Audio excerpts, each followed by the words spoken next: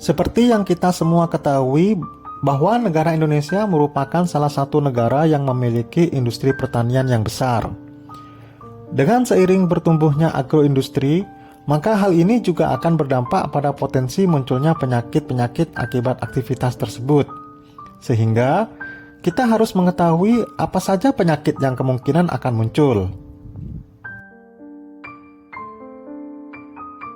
Beberapa macam penyakit kerja di bidang agroindustri yaitu tabakosis, bagasosis, bisinosis, dermatosis, asma, dan radang pernafasan akut.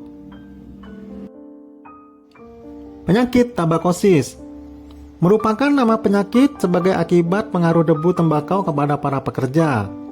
Debu tersebut dihirup pekerja ketika daun tembakau dikeringkan. Daun tembakau yang telah lama disimpan dan lapuk menghasilkan banyak debu. Gangguan tabakosis biasanya disebabkan oleh jamur yang tumbuh di daun tembakau.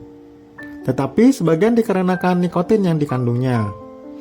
Pengalaman menunjukkan menghirup udara yang mengandung debu tembakau cukup banyak memudahkan terjadinya radang paru-paru. Usaha pengendalian dilakukan melalui pemberian antibiotik dan pemindahan pekerja ke tempat kerja yang kurang berdebu, seperti di daerah pertanian atau tempat sejuk lainnya.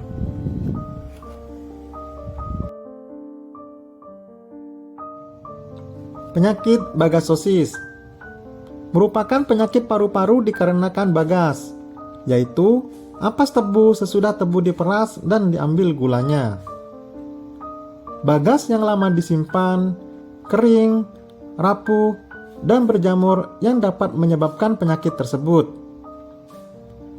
Tanda-tanda penyakit ditunjukkan melalui gejala penyakit radang alat pernafasan akut, mual, muntah, demam dengan suhu tinggi, menggigil, dan batuk. Pengobatan ditujukan pada radang paru-paru dan pekerja diberikan istirahat secukupnya.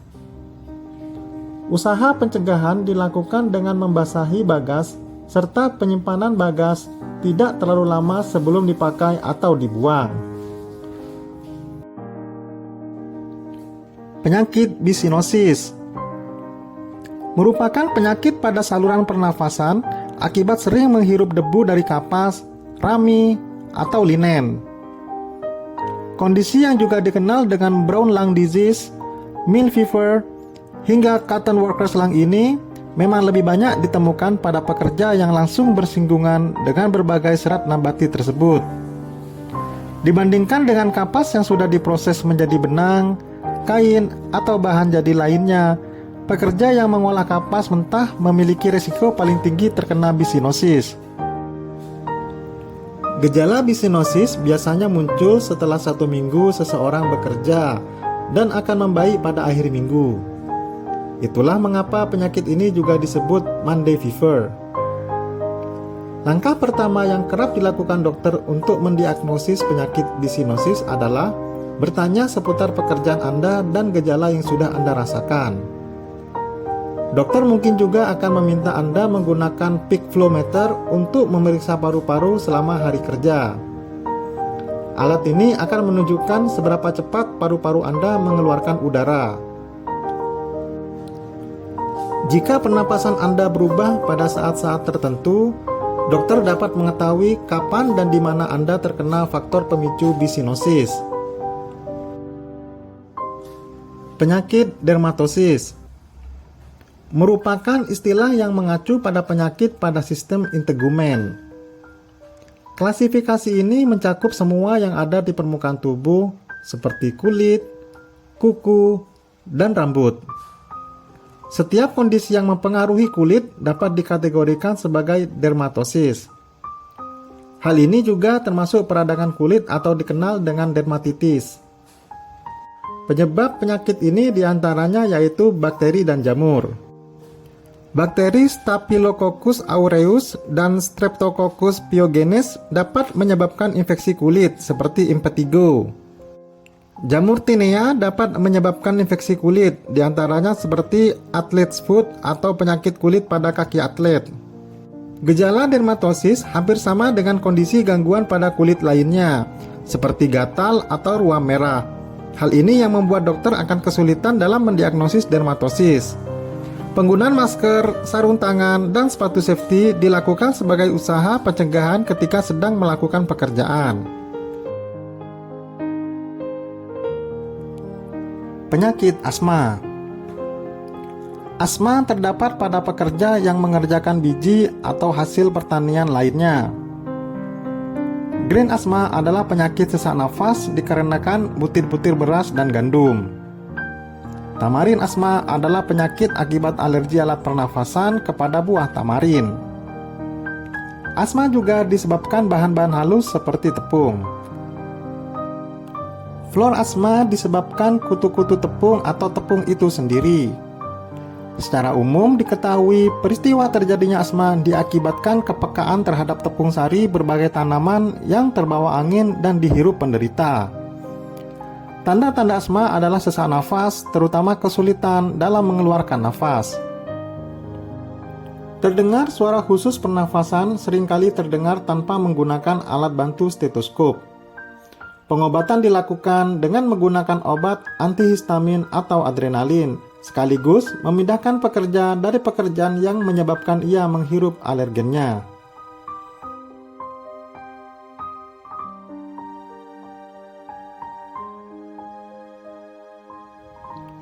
Penyakit radang pernafasan akut. Penyakit radang pernafasan akut terjadi pada pekerja yang membuat kasur dari bahan kapas yang jelek dan berkualitas rendah. Radang disebabkan Acetobacter cloacae yang hidup di kapas lembab saat musim penghujan. Bakteri tersebut biasa terdapat di tanah, mungkin berasal dari kotoran hewan atau sampah organik lainnya. Terapi dilakukan dengan pemberian antibiotik dan pekerja beristirahat yang cukup.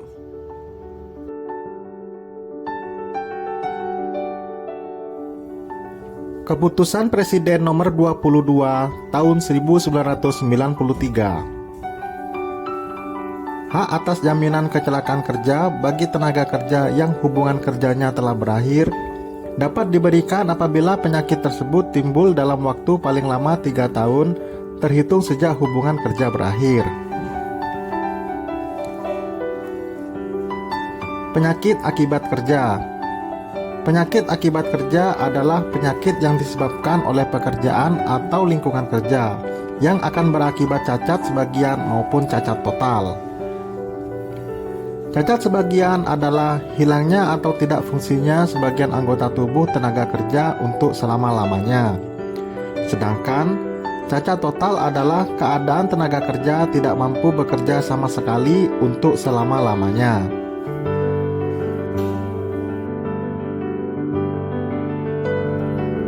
Berikut ini beberapa faktor penyebab penyakit akibat kerja.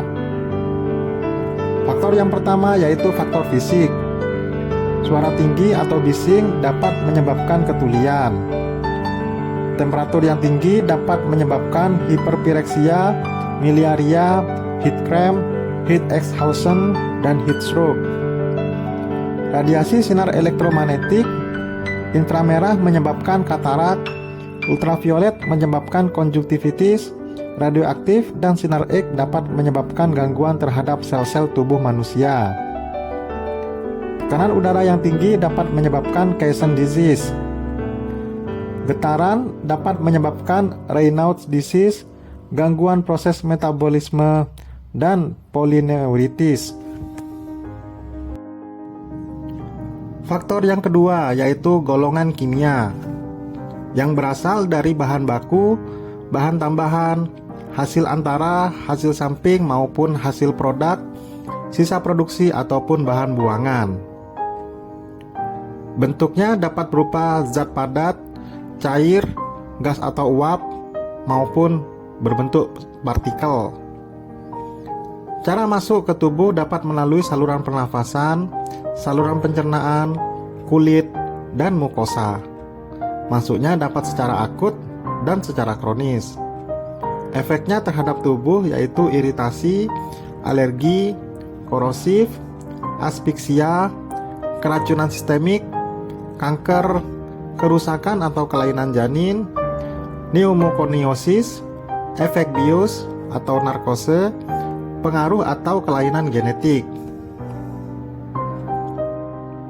Faktor yang ketiga yaitu golongan biologi yang berasal dari virus, bakteri, parasit, dan jamur. Faktor yang keempat, golongan ergonomi atau fisiologi. Penyebabnya yaitu cara kerja, posisi kerja, alat kerja, lingkungan kerja yang salah, atau konstruksi yang salah. Efeknya terhadap tubuh yaitu kelelahan fisik, nyeri otot, deformitas tulang, perubahan bentuk, dan dislokasi. Faktor yang kelima yaitu golongan mental atau psikologi. Penyebabnya suasana kerja monoton dan tidak nyaman, hubungan kerja kurang baik, upah kerja kurang, terpencil, atau tak sesuai dengan bakat. Penyakit akibat kerja yang dimaksud pada golongan ini yakni stres psikologis dan depresi.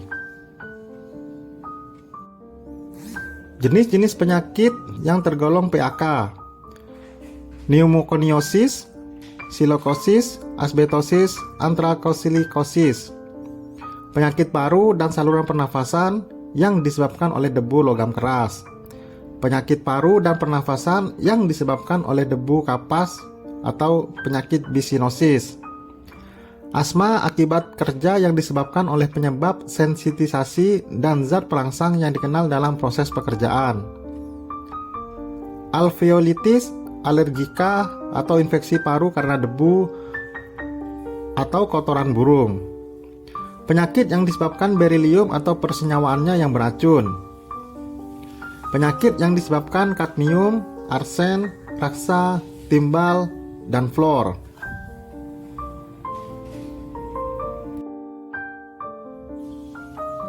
Penyakit yang disebabkan oleh karbon disulfida. Penyakit yang disebabkan oleh hidrokarbon alifatik atau aromatik yang beracun. Penyakit yang disebabkan oleh derivat nitro dan amina dari benzena. Penyakit yang disebabkan oleh nitrogliserid atau ester asam nitrat. Penyakit yang disebabkan oleh alkohol, glikol atau keton. Penyakit yang disebabkan oleh karbon monoksida, kelainan pendengaran akibat kebisingan. Penyakit yang disebabkan oleh getaran mekanik. Penyakit yang disebabkan oleh radiasi elektromagnetik, penyakit kulit, kanker paru, penyakit infeksi oleh virus, bakteri atau parasit, penyakit yang disebabkan oleh suhu tinggi atau rendah atau kelembaban tinggi, penyakit yang disebabkan bahan kimia lainnya termasuk bahan obat. Penyakit akibat hubungan kerja atau PAHK, penyakit yang berhubungan atau terkait dengan pekerjaan, namun bukan akibat karena pekerjaan. Terdapat jaminan seperti kecelakaan kerja, contohnya yaitu asma, TBC, dan hipertensi. Prinsip keduanya yaitu adalah sama. Pada dasarnya penyakit akibat kerja adalah sama dengan penyakit yang timbul karena hubungan kerja. Perbedaan PAK dan PAHK. Penyakit akibat kerja PAK terjadi hanya di antara populasi pekerja. Penyebabnya spesifik, adanya paparan di tempat kerja. Diatur oleh Kepmen nomor 01-Men-1981, meliputi 30 jenis penyakit, dasarnya keselamatan kerja. Kemudian, penyakit akibat hubungan kerja PAHK terjadi juga pada populasi penduduk, penyebabnya multifaktor. Pemaparan di tempat kerja mungkin salah satu faktornya. Diatur dalam Kepres nomor 22-Kepres-1993, meliputi 31 jenis penyakit. Dasarnya mungkin dapat kompensasi ganti rugi. Jadi 31 jenis penyakit, 30 jenis penyakit plus satu klausul. Nah, satu klausul ini yaitu penyakit yang disebabkan oleh bahan kimia lainnya termasuk obat. 5 tingkat pencegahan penyakit. 1. Peningkatan kesehatan atau health promotion. 2. Perlindungan khusus specific protection. 3. Diagnosis atau detection dini dan pengobatan segera serta pembatasan titik-titik lemah untuk mencegah terjadinya komplikasi. 4. Membatasi kemungkinan cacat, disability limitation. Pemulihan kesehatan, rehabilitation. Upaya yang dapat dilakukan oleh perusahaan untuk mencegah PAK: menyingkirkan atau mengurangi resiko pada sumbernya, misalnya menggantikan bahan kimia yang berbahaya dengan bahan yang tidak berbahaya. Mengurangi resiko dengan pengaturan mesin atau menggunakan APD, alat pelindung diri. Menetapkan prosedur kerja, standard operation procedure, secara aman untuk mengurangi resiko lebih lanjut. Menyediakan, memakai, dan merawat APD.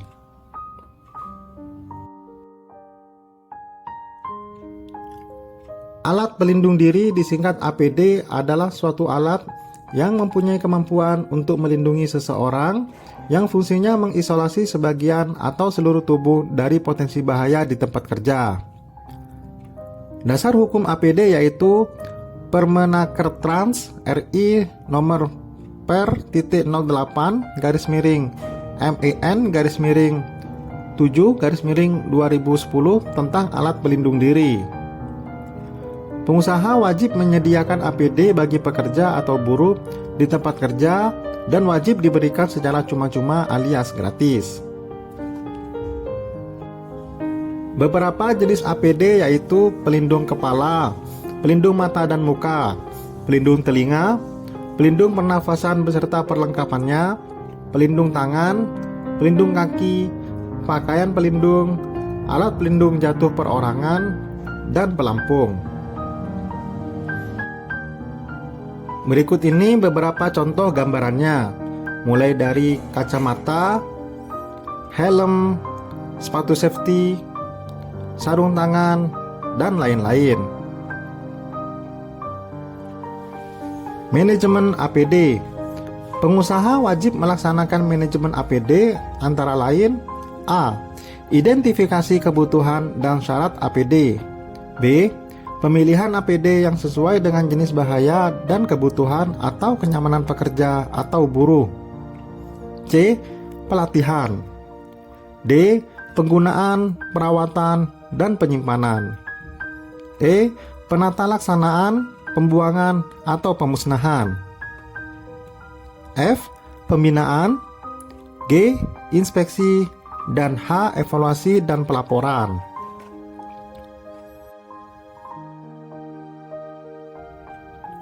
APD yang rusak, retak, atau tidak dapat berfungsi dengan baik harus dibuang dan atau dimusnahkan.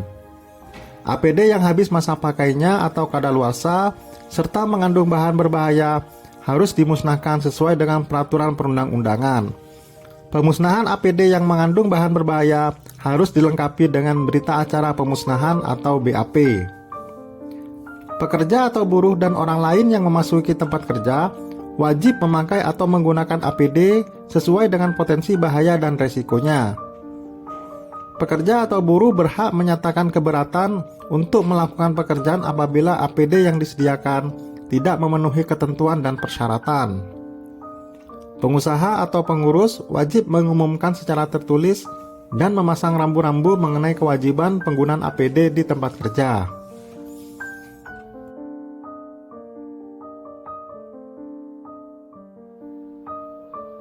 Terima kasih sudah menonton video kita kali ini. Silakan simak video-video yang lainnya dari Hobi Ngajar. Jangan lupa like, komen, share, dan subscribe ya. Wassalamualaikum warahmatullahi wabarakatuh.